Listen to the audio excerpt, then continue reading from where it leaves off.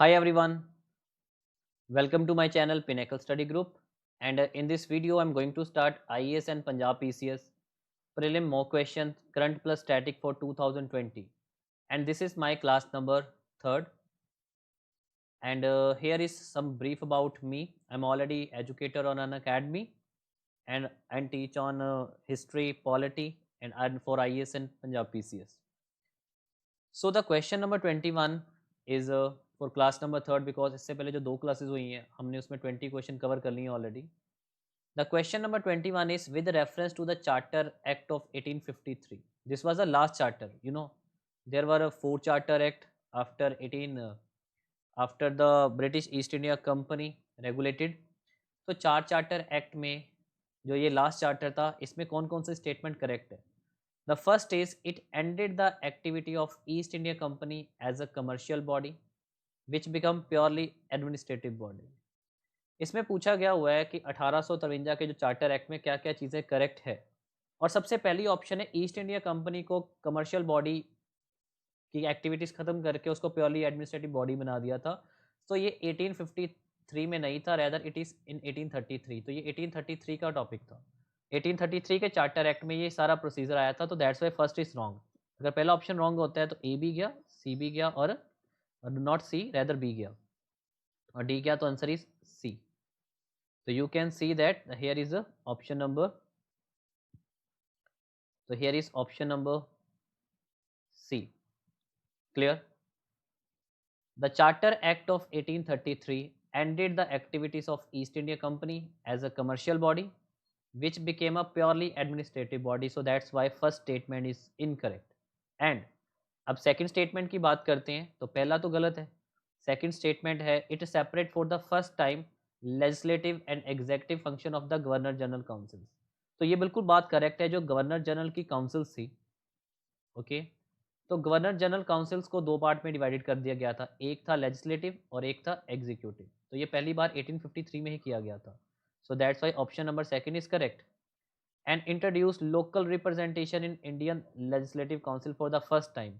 और जो legislative council थी ILC, इसमें पहली बार लोकल रिप्रेजेंटेशन आई थी. ठीक है, लोकल पीपल की रिप्रेजेंटेशन पहली बार इसमें 1853 में ही आई थी. So as far as the Charter Act of 1853 is concerned, it was the last charter passed by the East India Company, and this was the first time the Charter Act, unlike other Charter Acts, did not fix any limit of the continuance of the administration of the company. क्योंकि previously जितने भी Charter Act थे like 1793, 1813, 1833 and 1853, तो ये total 4 Charter Acts थे. तो इसमें 20-20 साल का टाइम था.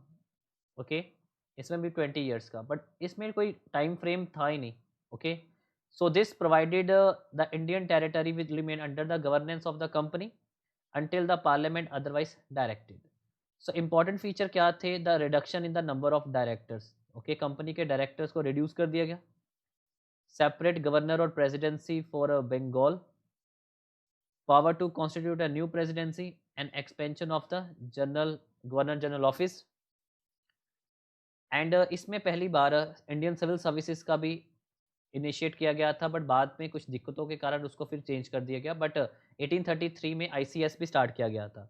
So the genesis of Indian civil services, a committee under the chairmanship of Lord Macaulay, okay, during the time of Lord Dalhousie, had prepared the regulation in this context, and the committee submits the report and recommended that recruitment should be based on the open competitive examination to bring out best candidate, not through mere superior or superficial knowledge. तो 1853 के साथ जो charter act था उसमें Indian civil services के लिए पहली बार open examination की बात की. ठीक है, open examination in 1853. So the Charter Act of 1853 deprived the Court of Directors of right of patronage of Indian appointment, and now it is being exercised under the regulation. And this was British birth of civil services was in 1854 for the open competition. Okay, तो ये कुछ 1853 के reviews थे. तो पहले तो मैंने बता दिया ये 1833 के हुआ था, तो बाकी दोनों ऑप्शंस करेक्ट है.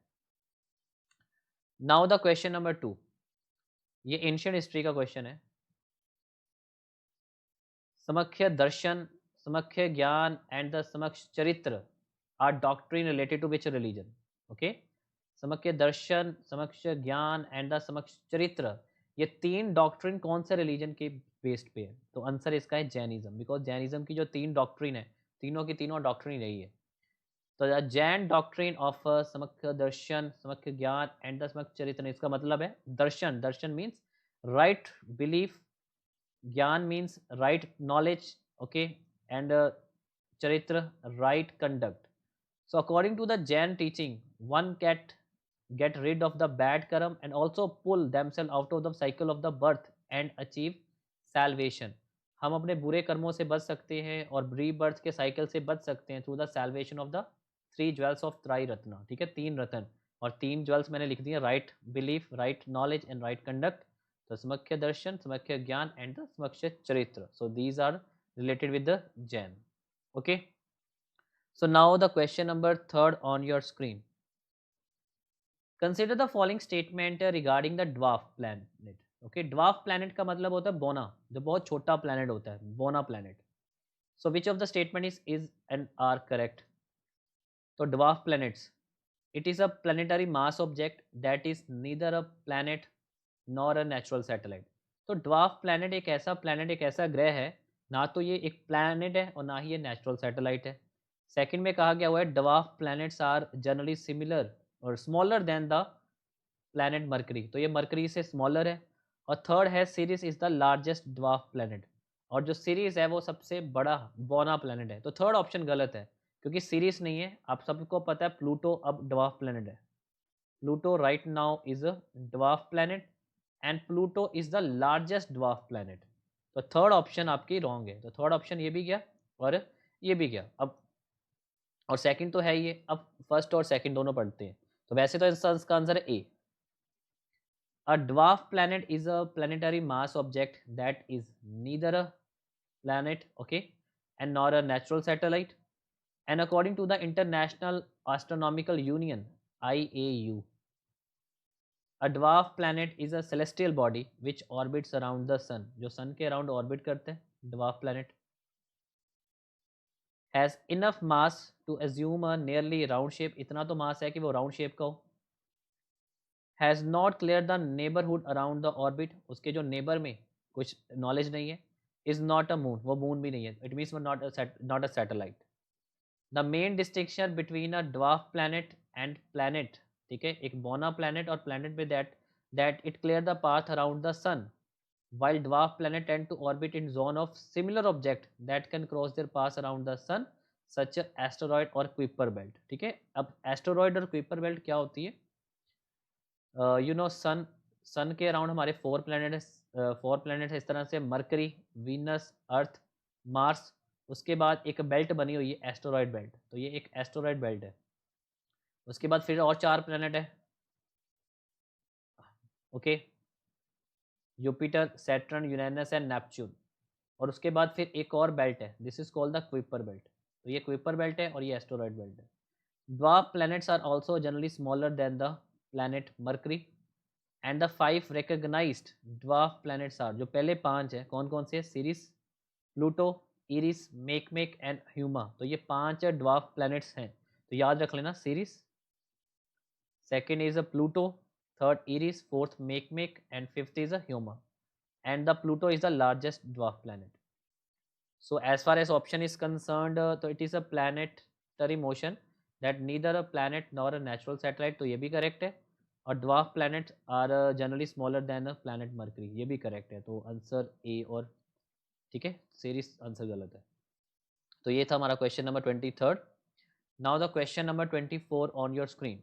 तो क्वेश्चन नंबर 24 है, at the time of India independence, जब भारत को आज़ादी मिली थी, तो महात्मा गांधी उस टाइम पर उनका डेजिग्नेशन क्या थी? He was a member of Congress working committee, he was not the member of Congress, he was the president of Congress, he was the general secretary of Congress, ठीक है। कांग्रेस तो जब 1947 में भारत को आज़ादी मिली थी, he was not the member of Congress, okay. तो यहाँ पर आंसर बहुत ही सिंपल है, वो कांग्रेस के मेंबर नहीं थे। और वो कांग्रेस के प्रेसिडेंट सिर्फ एक बार ही बने हुए, 1924 में बेलगाम सेशन के बने थे, पर कर्नाटका में है बेलगाम, सिर्फ एक बार ही बने हुए। Question number 25, which of the following is and are tributary और ट्रिब्यूटरीज ऑफ द ब्रह्मपुत्र। तो ब्रह्मपुत्र जो मानसरोवर से बाद में इंडिया में एंटर करती है, तो फाइनली बांग्लादेश में जाके सुंदरबन डेल्टा, ओके, और फाइनली बे ऑफ बंगाल में ये ड्रेन होती है।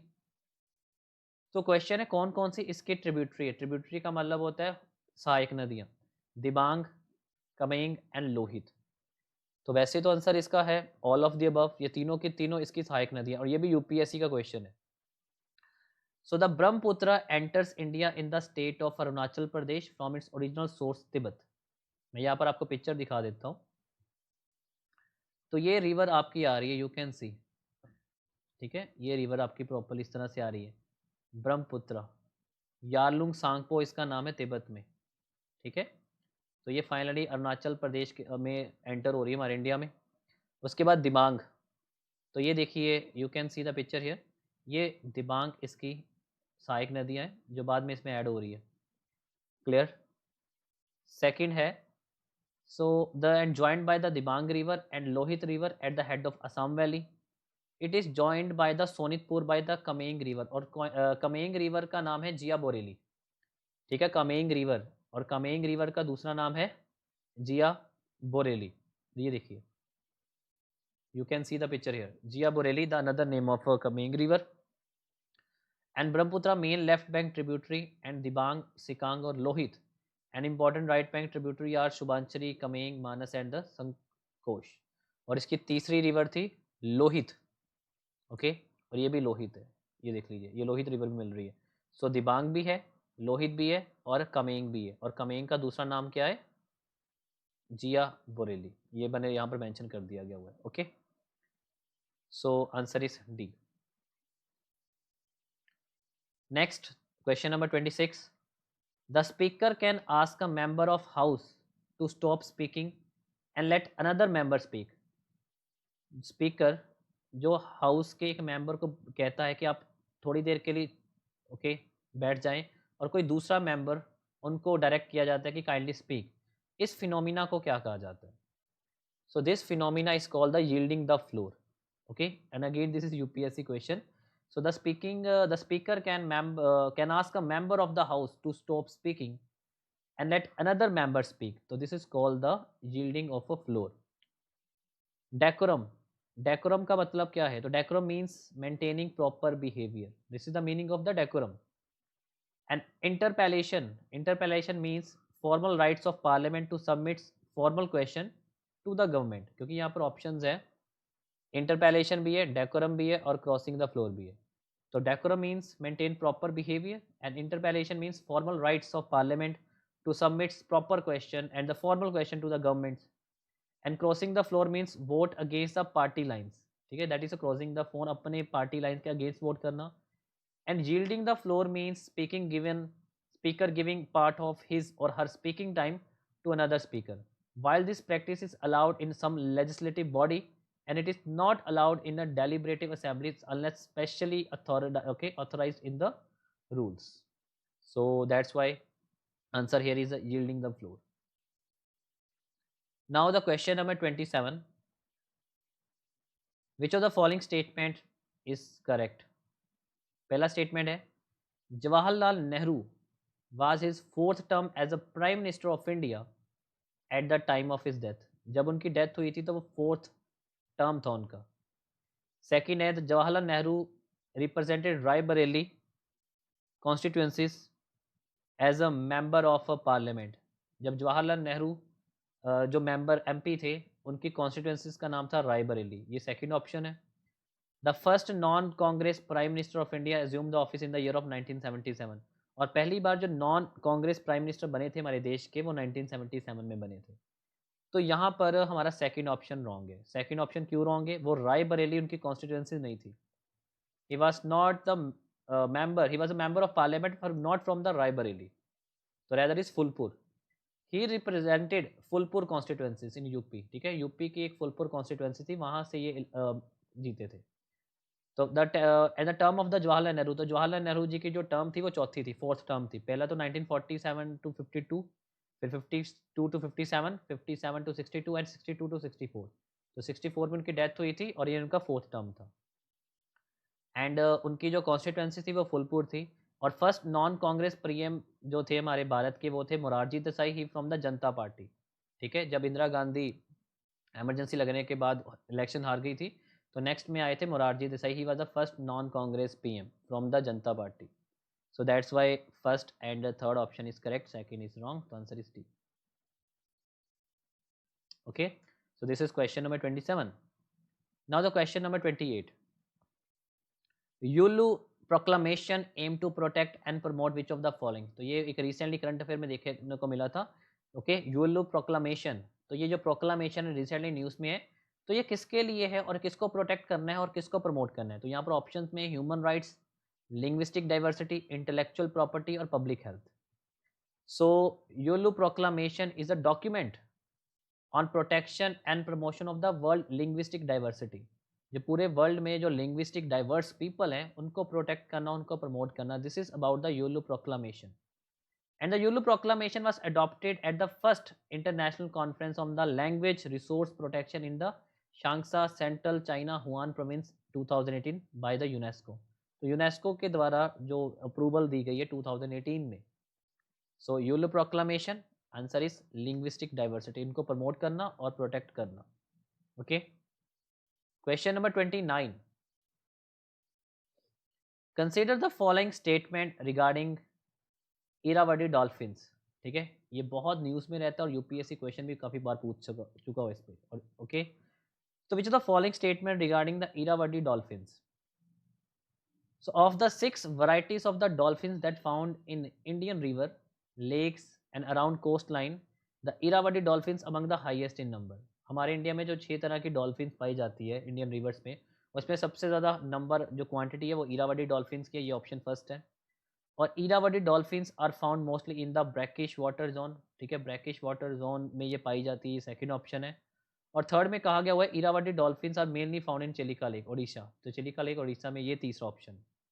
तो इसका जो आंसर है वो है second and third, first option नहीं है। और अगर फर्स्ट ऑप्शन नहीं है तो इसका आंसर तो वैसे ही आपका ए, सी और डी चला जाता है, क्योंकि गलती कहाँ से हुई है यहाँ पर, इरावदी डॉल्फिन्स का जो क्वांटिटी वो हाईएस्ट में नहीं आती। So kindly read the explanation here. Of the 6 varieties of the dolphin that are found in Indian rivers, lakes and around coastline, the Irrawaddy dolphins are amongst the lowest in number. जो Irrawaddy dolphins हैं उनका number सबसे कम है। और यहाँ पर क्या हो गया हुआ है कि यहाँ पर कहा गया है कि सबसे नंबर उसका ज़्यादा, तो इसलिए पहला ऑप्शन गलत है, इरावदी डॉल्फिन्स। बाकी दोनों करेक्ट है। Gangetic dolphins are the fresh water species that are found in Sundarban and Brahmaputra river. Okay, Gangetic dolphins Ganga की, और हमारा नेशनल एक्वेटिक एनिमल भी है Ganga, Gangetic dolphin. And on the other hand the Irrawaddy dolphin mostly found in brackish water and 2 in the Chilika. ठीक है, चिलिका और brackish water में। जो गैंजेटिक है वो सुंदरबन, ब्रह्मपुत्र, ओके, गंगा वैली में सारी पाई जाती है। बाकी तो करेक्ट है। और इरावदी डॉल्फिन्स इसका साइंटिफिक नेम है ऑर्सिला ब्रेविस्ट्रिस। क्लियर? और जो चिलिका लेक है वो एक्चुअली होम ही है। तो Chilika lake is a home to only known population of Irrawaddy dolphins in India. Okay, and one of only 2 lagoons in the world to home to this species, that is Irrawaddy dolphin. और यहाँ पर एक और चीज़ मैंने mention की हुई है, at least 146 endangered Irrawaddy dolphins were sighted in the Odisha Chilika lake during the annual dolphin census conducted by the state forest department. So पहला ऑप्शन गलत है, बिकॉज इरावदी डॉल्फिन का जो क्वांटिटी वो सबसे कम होती है इंडिया में। And now the last question, question number 30। Okay, because हर एक क्लास में हम 10 क्वेश्चन डिस्कस कर रहे हैं। So consider the following statement regarding the hyper spectral imaging satellites of ISRO, HySIS. ये थोड़ा पुरानी न्यूज़ है बट इम्पॉर्टेंट न्यूज़ है हाइसिस के बारे में। हाइसिस की फुल फॉर्म है हाइपर स्पेक्ट्रल इमेजिंग सैटेलाइट। तो हाइपर स्पेक्ट्रल इमेजिंग सैटेलाइट ये इसरो ने सेंड किया था 2018-19 में। और यहाँ पर क्या क्या ऑप्शंस हैं, इसमें पहला ऑप्शन है कि जो हाइसिस है वो अर्थ ऑब्जर्वेशन सैटेलाइट है। बिकॉज जितनी भी हम सैटेलाइट भेजते हैं ना, उसको कैटेगराइज किया गया होता है कि अर्थ ऑब्जर्वेटरी है। ओके, क्या वो अर्थ ऑब्जर्वेटरीज है, तो क्या वो ठीक है, काफ़ी कैटेगरीज होती हैं अर्थ ऑब्जर्वेटरी के साथ साथ। तो it observe earth in 3 different range include visible, infrared and X-ray, and it is launch in geostationary orbit. Okay, तो ये 3 ऑप्शन हैं। बट अगर हम चीज़ को देखें तो सेकंड ऑप्शन बड़ा कंफ्यूजिंग है, एक्सरे से ऑब्जर्व करना, मतलब वहाँ से एक्सरे भेजी जा रही है। तो एक्सरे तो वेरी डेंजरस, तो it is not easy. So it observe earth in 3 different range include visible, infrared and X-ray. तो एक्सरे तो आंसर नहीं होगा, तो दैट्स व्हाई सेकंड ऑप्शन गया और ऑल ऑफ देम भी गया। It is launch in geostationary orbit, ये भी गलत है। जियो स्टेशनरी ऑर्बिट में ये लॉन्च नहीं की गई थी, ये सन सिंक्रोनस ऑर्बिट में लॉन्च की गई थी। सो हाइसिस इज़ अ अर्थ ऑब्जर्वेटरी, तो ये एक अर्थ ऑब्जर्वेटरी सैटेलाइट है which orbiting 636 kilometre above the surface and it observe earth surface with 3 different range. कौन कौन सी है? Visible, near infrared and a short wave infrared. Okay, with the 55 spectral और colour band. और इसका जो ऑर्बिट है वो अर्थ ऑब्जर्वेशन का जो ऑर्बिट यहाँ पर है वो सन सिंक्रोनस है। और यहाँ पर ऑप्शन में कहा गया हुआ था GTO और GSO। So there is a sun. Okay, geosynchronous ये होता है, एलिप्टिकल ये हो गया, इक्विटोरियल ये हो गया, पोलर, और ये हो गया सन सिंक्रोनस पोलर। ओके, एक एंगल में। So that's why answer is first correct. तो जियो स्टेशनरी नहीं है, रेदर सन सिंक्रोनस है। और इसमें जो 3 डिफरेंट रेंजेस जो अर्थ ऑब्जर्व कर रही है, that is visible, near infrared और शॉर्ट वेव इंफ्रारेड। क्लियर? सो ये थे हमारे आज के 10 क्वेश्चंस। सो अगर आपको ये क्वेश्चन अच्छे लगे हैं तो आप कमेंट में लिख सकते हो, so I can come with more questions, okay, on daily basis. Okay, so this is for today in this class. Thank you.